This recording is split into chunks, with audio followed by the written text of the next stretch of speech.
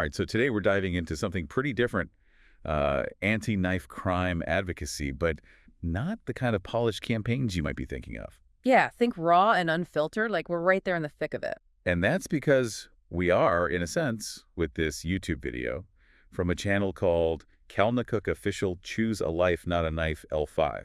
I mean, come on. Even the name tells a story, right? No doubt. It screams lived experience, and that's exactly what we get from Darren Gee. Oh, absolutely. And for those unfamiliar, Darren's from Liverpool. Bit of a colorful past, shall we say? To put it mildly, yeah, he's got a record, but now he's channeling all that, well, everything, into keeping young people away from that life. And that's what's so gripping about this video. It's raw. You know, he's not reading some pre-written speech. He's right there in the moment, grappling with it all. And he keeps mentioning this fellow Scouser, Billy Moore. There's some serious history there, right? Who is this guy? So Billy Moore, he kind of adds another layer to this whole thing because, see, he's walked a similar path. Ex-con turned anti-knife crime advocate himself. Okay, so they've got that shared experience. Yeah, and there's often a but, isn't there? There's a lot of bad blood between them, incidents inside prison, outside prison. Wow, so you've got this underlying tension, but then G makes this public plea for, what is it, reconciliation. It really seems that way. He's looking right at the camera, talking directly to Moore, saying things like, I regret, I apologize, the words I've used towards you and your family. I mean, that's not easy to do, putting it all out there like that. Especially with the cameras rolling. Exactly. It really makes you wonder what brought him to this point. He's holding nothing back. It's heavy stuff. Yeah, no kidding. And it gets even more, I don't know, complex when you consider that G actually mentions the struggles Moore's family has faced, even brings up autism. Oh, wow. It's like this layer of empathy you don't always see, trying to connect on a human level. It's something else. Yeah, that human element is huge. And he keeps coming back to their shared identity, these Scousers, like it's this common ground. Totally, the shared responsibility. Like, look, we've got our differences, but this knife crime, this is bigger than both of us. Right, it's affecting their city, their people. Exactly, and this is where his past comes in, because he actually says being an ex-criminal makes him more effective.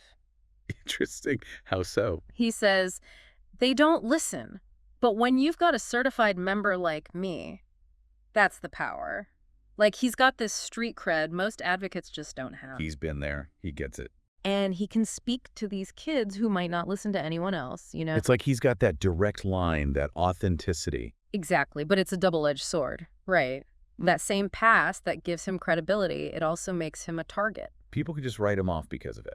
And he knows that you can hear the frustration when he talks about people keeping their distance, afraid to be associated with him. Because of what others are saying. Yeah, like, Or will my business be damaged? That's what I'm up against, It's a constant battle. trying to rebuild trust. Exactly, it's tough. And it made me think about when he keeps repeating, it is what it is. It's like his mantra or something. Right, like this way of dealing with everything life throws at him. On the surface, it almost sounds, I don't know, defeatist. I can see that, but I think there's this deeper resilience there too, like acknowledging everything, the pain, the setbacks. But still moving forward. Exactly, and that makes what he says later even more impactful. He gets so frustrated that people only seem to pay attention after a tragedy. And when it's too late? Right, and it speaks to this bigger issue, we react instead of being proactive.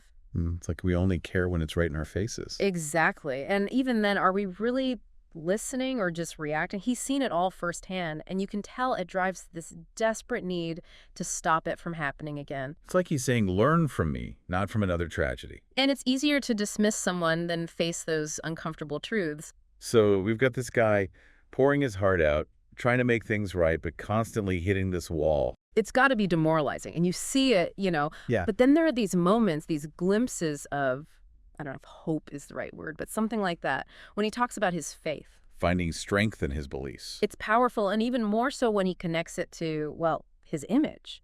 He's very aware of that whole alpha male thing. Yeah, the physical training, the way he's put on, it's a choice. Like, he needs to be physically prepared for confrontation, which, let's face it, probably comes with the territory. He's challenging some powerful forces. Absolutely. He mentions being targeted, cyberbullied, and remember when he says he's got to be ready to deal with a group of rats. Intense, to say the least. But then he talks about his faith, his vulnerability, wanting to help these kids. It's like he embodies both, the hardness and the surprising tenderness. It's what makes him so compelling. He doesn't fit in a box. He's flawed, sure, made mistakes, but he's self-aware and driven to make amends. It makes you think, does being authentic mean being this raw? Right. Can someone like him, with his past, really make a difference? Or does it all just hold him back? We talk about lived experience, but what about how those experiences change a person? Trauma, violence, it all leaves a mark. It's heavy stuff. You can hear it when he talks about the victims, especially that part where he mentions the young girl. Says, was it another young girl, gone too young, under horrible circumstances? It gets to you, and it shows that he's not just talking about numbers, it's real lives, real pain. And you can tell it's why he's doing all this. He has to try to stop it. We talked about his faith earlier. It's like he's holding on to that to make sense of it all. To find some good in all the bad. Yeah, he even says he can't die until his message is heard. Wow, that's a lot to carry. It really is. So what's it going to take for someone like him to really break through? That's the question, isn't it? On one hand, he's undeniably authentic. He's not making this up. He's been there? And that connects with people, especially young people. But then there's the other side, the past, the judgments. Like, we don't know what to do with redemption when it's not straightforward, you know? And Darren Gee, he's anything but straightforward. This whole deep dive has been about contradictions, but maybe that's the point. Maybe we need to get comfortable with that, with the messiness of it all. And start really listening to these voices, even when they make us uncomfortable. Because that's how we have real conversations. About the things that matter. And that's what we're all about here. So till next time, keep asking those tough questions.